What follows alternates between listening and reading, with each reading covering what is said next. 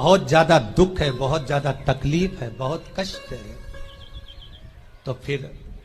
विष्णु पुराण का एक उपाय जरूर कर देखना। महाराज, विष्णु पुराण में स्पष्ट कहा है कि कार्तिक का प्रथम दिन किसी नदी में स्नान कर कर, तालाब में स्नान कर कर, नदी तालाब नहीं हो तो घर में ही स्नान कर कर, घर के दोनों दरवाजे पर, घर के बाहर दोनों दरवाजे पर घी का दिया लगा दें, उसमें एक कमल गट्टा, किराने की दुकान पे मिलता है काला कलर का कमल गट्टा, एक एक डाल दें नाम और गोत्र बोलकर, और शाम के समय पर एक दिया घर की देहली पर प्रतिदिन कार्तिक के महीने में लगा दें। महाराज, विष्णु पुराण का उपाय।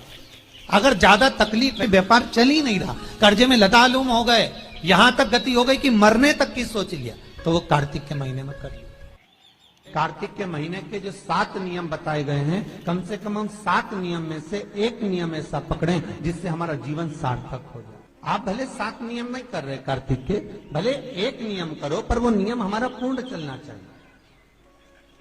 उसकी नियम की पूर्णता पूर्ण होना चाहिए।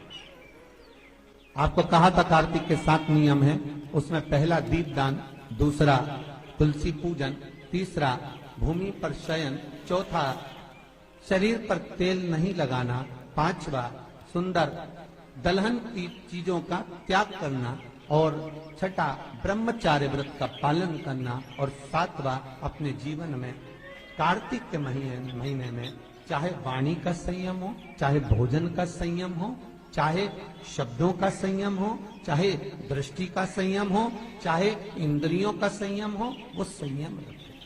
वो संयम धारण करना। अब हमें ये ज्ञात करना है कि 7 नियम जो कार्तिक के महीने के होते हैं,